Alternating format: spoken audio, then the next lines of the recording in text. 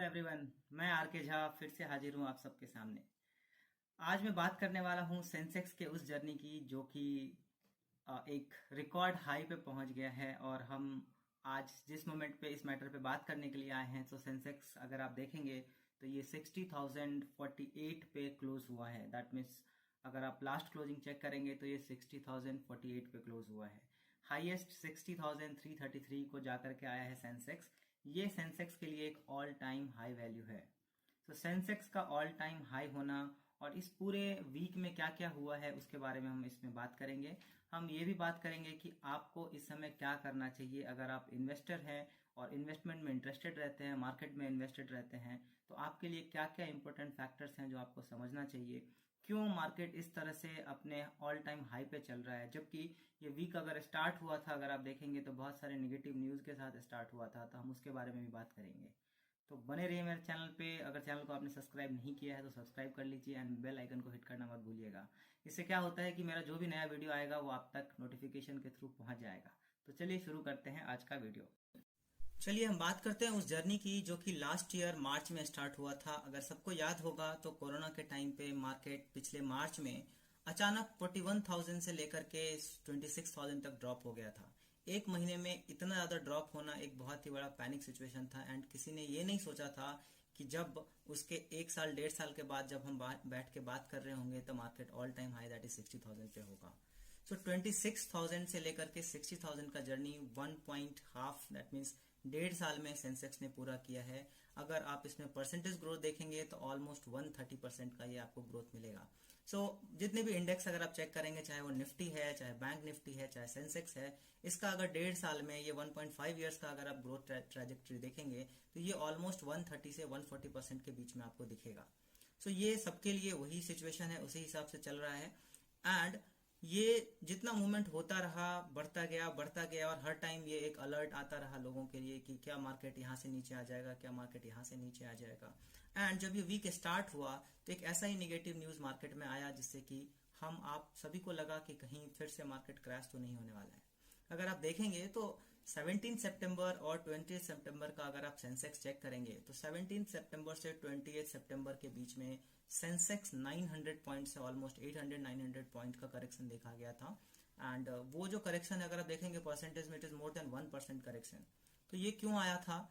तो इसीलिए मैंने कहा कि हम इस वीक के जो इंपॉर्टेंट पॉइंट्स उस पर भी बात करेंगे। तो पहला नेगेटिव न्यूज ये आ गया था कि चाइना की एक बहुत बड़ी कंपनी है जो रियल एस्टेट की कंपनी है, जिसको एवरग्रैंड कहते हैं। एवरग्रैंड कंपनी चाइना की एक one of the biggest real estate company है। अगर उसके पूरे अगर आप चाइना का इकोनॉमी भी स्टडी करते होंगे या देखते होंगे तो चाइना के पूरे जीडीपी में रियल एस्टेट का जो कंट्रीब्यूशन है वो ऑलमोस्ट 20-30% के आसपास रहता है। सो ये एक उसमें से बहुत ही बड़ी कंपनी है जो कि कंट्रीब्यूट करती है। और वो अचानक ऐसा हो गया कि उसका जो जिसने भी उसने डेट ले रखे हैं, जितने कर्ज ले रखे हैं, सो उसने अचानक से ये बोला कि मैं ये पे करने में कैपेबल नहीं हूँ। सो एक बैंक्रप्सी का सिचुएशन क्रिएट हो गया। और इतनी बड़ी कंपनी का बैंक्रप्सी होना, इट्स लाइक पूरे ग्लोबल इकोनॉमिक कॉरिडोर में ये बात होने लगी कि ये फिर से 2008 का लेमन ब्रदर्स ना हो जाए। आप सबको याद होगा 2008 में मार्केट कैसे क्रैश हुआ था और लेमन ब्रदर्स स्टोरी उससे कैसे जुड़ा हुआ है। तो यहाँ भी एक था कि बहुत बड़ी कंपनी जो कि चाइना की है, जो कि इकोनॉमी में काफी अच्छा कंट्रीब्यूट करती है, वो अगर बैंकरप्ट हो जाएगा तो उसका क्या इम्पैक्ट होगा। आप हम सभी जानते हैं कि मार्केट आज के डेट में ग्लोबली ओपन है और उसका इम्पैक्ट हर कंट्री को आता है। सो उसी वजह से अगर आप देखेंगे 20th को मार्केट ने रिस्पॉन्ड उसके हिसाब से किया और मार्केट ने एक डाउन साइड वहां पे दिखा और मार्केट गिर करके बंद हुआ था उस दिन और हम पहुंच गए थे ऑलमोस्ट 58,000 से। सो लगा यही था कि यहां से मार्केट नीचे आना शुरू होगा क्या। एंड उसके बाद एक और नेगेटिव न्यूज मार्केट के हिसाब से नॉट एग्जैक्टली नेगेटिव, बट जब अगर कोई मार्केट स्टडी करता है तो उसमें आप देखेंगे कि एक फेड की मीटिंग थी। फेड कहने का मतलब जो यूएस का सेंट्रल बैंक है, फेडरल रिजर्व, उनकी मीटिंग थी और उसमें दो बातें निकल करके आई थी। वो दो बातें निकल करके ये आई कि एक तो वो हो सकता है इनकमिंग फ्यूचर, हो सकता नहीं होने ही वाला है, वो इंटरेस्ट रेट बढ़ाने वाले हैं। एंड सेकेंड जो बोलते हैं कि वो धीरे धीरे वो ग्रेजुअली जो उनका बॉन्ड परचेजिंग का रेट है वो कम करते जाएंगे एंड इनफैक्ट वो जीरो लेवल तक आएंगे। अब बॉन्ड परचेजिंग क्या होता है, ये ऐसे समझ लीजिए कि जब भी इकोनॉमी स्लो डाउन होता है, जैसे लास्ट ईयर इकोनॉमी में स्लो डाउन आया ग्लोबली, अमेरिका में भी आया, तो वहां पे क्या होता है, मार्केट में पैसे की कमी ना हो उसके लिए सेंट्रल बैंक, जैसे अपने यहाँ आरबीआई है, वो भी आपने देखा होगा कि टाइम टाइम पे बहुत सारे पैसे मार्केट में इन्फ्यूज करती रहती है अलग अलग इंस्ट्रूमेंट के थ्रू। सेम यूएस में जो फेडरल रिजर्व है वो भी पैसे इन्फ्यूज करती है by the way of purchasing of bonds. So central bank bond purchase करती है और उससे पैसे मार्केट में बैंक्स के थ्रू रिलीज करती है। तो ये जो पैसा रिलीज होता है वो इतना ज्यादा रिलीज हुआ है, इसका डायरेक्ट इम्पैक्ट आपको ग्लोबल स्टॉक मार्केट पे, इक्विटी मार्केट में देखने को मिलता है। क्योंकि ग्लोबली लिक्विडिटी इतनी ज्यादा थी, पैसे की अवेलेबिलिटी इतनी ज्यादा थी कि वो मैक्सिमम पैसा जो है वो इक्विटी मार्केट में इन्फ्यूज हुआ। उसका सबसे बड़ा रीजन यही था कि किसी के पास कोई दूसरा अल्टरनेटिव नहीं था इन्वेस्ट करने के लिए, तो उसका जो फायदा मिला है वो इक्विटी मार्केट को मिला है। क्योंकि बहुत सारे पैसे अगर मार्केट में अवेलेबल हैं तो लोग उसको कहीं ना कहीं इन्वेस्ट करेंगे, तो वो इन्वेस्टमेंट इक्विटी मार्केट ने अपनी तरफ अट्रैक्ट किया और लोगों को रिटर्न भी मिला और लोग उसमें पैसे लगाते गए। सो अभी जो फेडरल रिजर्व की मीटिंग हुई उसमें ये दो चीजें आई कि हम इंटरेस्ट रेट हाइक करेंगे और ये जो बॉन्ड परचेजिंग है या मनी इन्फ्यूजन है मार्केट में, या जितना हमने इन्फ्यूज कर रखा है हम उसको धीरे धीरे करके कम करेंगे और हम एक जीरो लेवल पे लेकर के आएंगे या कम लेवल पे लेकर के आएंगे। सो अल्टीमेटली जो लिक्विड मनी मार्केट में है वो कम होता जाएगा। तो ये दोनों न्यूज अगर आप देखेंगे तो मार्केट के लिए नेगेटिव है और मार्केट को उसी हिसाब से रिएक्ट करना चाहिए था। इनफैक्ट मार्केट को हो सकता था और नीचे आना चाहिए था, बट हुआ क्या है, मार्केट ने उल्टा रिस्पॉन्स दिया है। एंड मार्केट आपको पता है बहुत सारे सरप्राइजेस लेके आती है, ये भी एक सरप्राइज रहा। और वो सरप्राइज नहीं है एक्चुअली, अगर आप देखेंगे तो उसमें बहुत सारे फर्क ये हैं, जैसे कि चाइना का जो न्यूज है उससे ग्लोबली उतना इफेक्ट इसलिए नहीं आ रहा है बिकॉज चाइनीज इकोनॉमी जो है वो इतना ओपन नहीं है जितना कि यूएस इकोनॉमी ओपन थी। और लेमन ब्रदर्स वाला जो इफेक्ट था वो पूरे सारे हर कंट्रीज को हुआ था, बट चाइना वाला उतना इफेक्ट नहीं आने वाला है। उससे कुछ सेक्टर्स में इफेक्ट जरूर आएंगे, जैसे कि आप देखेंगे इंडिया में भी, इंडियन मार्केट में भी आपको उसका इफेक्ट दिखेगा। वो है बेसिकली मेटल, स्टील, इनसे रिलेटेड जो सेक्टर है वहां पे। बिकॉज चाइना आज के डेट में पूरे एक साल का अगर आप जर्नी देखेंगे तो एक बहुत ही बड़ा एक मार्केट हो गया था जो कि स्टील या मेटल इसको इंपोर्ट कर रहा था, जबकि वो नॉर्मली एक्सपोर्ट करने में बिलीव करता है। तो हमारे जो बहुत सारे इंडियन कंपनी हैं जो स्टील सेक्टर में काम करती है उनके बहुत सारे एक्सपोर्ट्स चाइना को जा रहे थे, वहां पे एक इफेक्ट देखने को मिल सकता है। बट ओवरऑल हम देखेंगे तो मार्केट ने गुड रिस्पॉन्स दिया है। उसके जो बेसिक रीजन है, उसके 3 रीजन है जो बेसिक हैं जिसकी वजह से ये हो रहा है। पहला रीजन अगर आप देखेंगे तो कंपनीज के जो अर्निंग्स के रिजल्ट्स रिलीज हो रहे हैं या रिलीज हुए हैं अभी तक, वो रिजल्ट काफी पॉजिटिव हैं। और आफ्टर ए लॉन्ग टाइम ऐसा देखा जा रहा है कि सारे कंपनीज का जो अर्निंग है वो काफी इंप्रूव हो गया है। अगर डिटेल्स में जाएंगे तो आपको दिखेगा टॉप लाइन अर्निंग्स ज्यादा इंप्रूव नहीं हुए हैं। टॉप लाइन अर्निंग्स कहने का मतलब ये होता है कि सेल्स बहुत इंप्रूव नहीं हुए हैं, बट बॉटम लाइन कहने का मतलब ये होता है कि प्रॉफिट आफ्टर टैक्स की जो हम बात कर रहे हैं वो लोग कंपनीज के इंप्रूव हो रहे हैं। उसका सबसे बेसिक रीजन है कि उनके ऑपरेटिंग कॉस्ट काफी कम हुए हैं।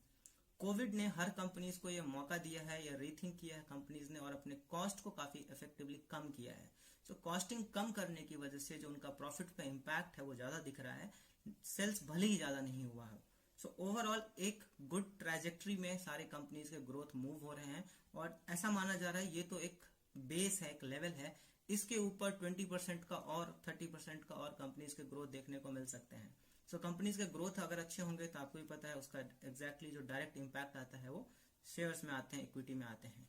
तो ये एक फैक्टर है जिसकी वजह से ये चीज होने वाला है। सेकंड, लिक्विडिटी अभी भी मार्केट में है, फेडरल रिजर्व करने वाला है, अभी उसने कोई डेडलाइन नहीं दिया है या कोई नंबर्स के साथ बात नहीं करी है।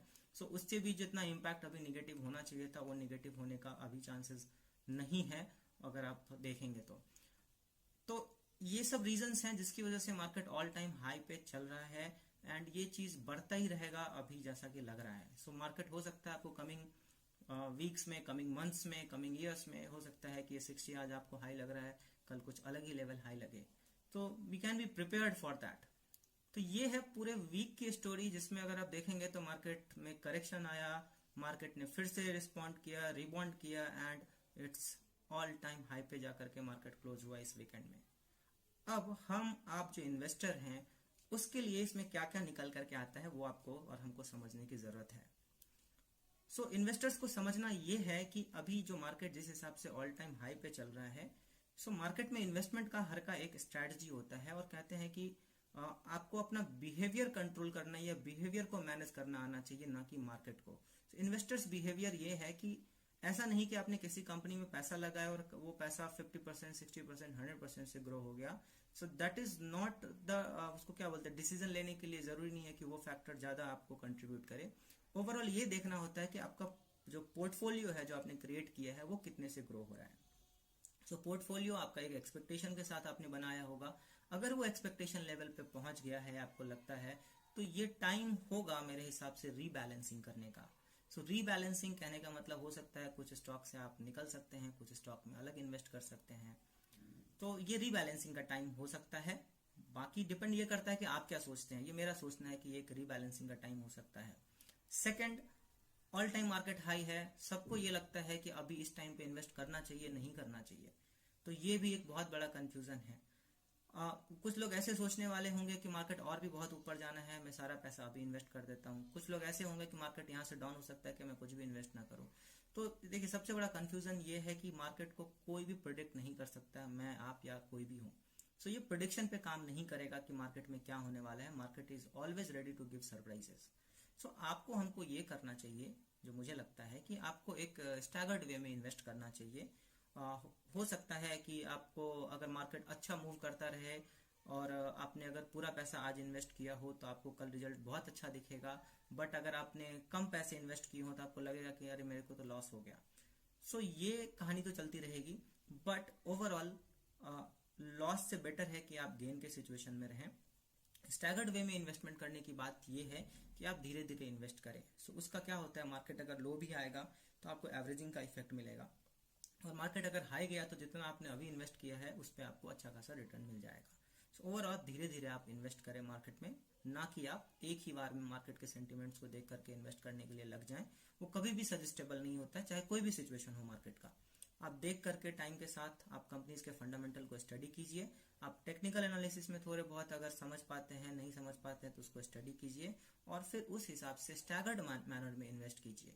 पुराने इन्वेस्टर रीबैलेंसिंग करें, नए इन्वेस्टर स्टैगर्ड मैनर में इन्वेस्ट करें। ये दो मेरा थॉट है। अगर आप मेरे थॉट को बाय करके इन्वेस्ट करना चाहें तो कर सकते हैं। तो ये इस तरह से ये मेरा एनालिसिस है पूरे सेंसेक्स का इस 1 वीक में जो ऊपर नीचे हुआ उसके ऊपर, और आपको क्या करना चाहिए। कैसा लगा मेरा वीडियो कमेंट करके जरूर बताइएगा। तब तक के लिए थैंक यू।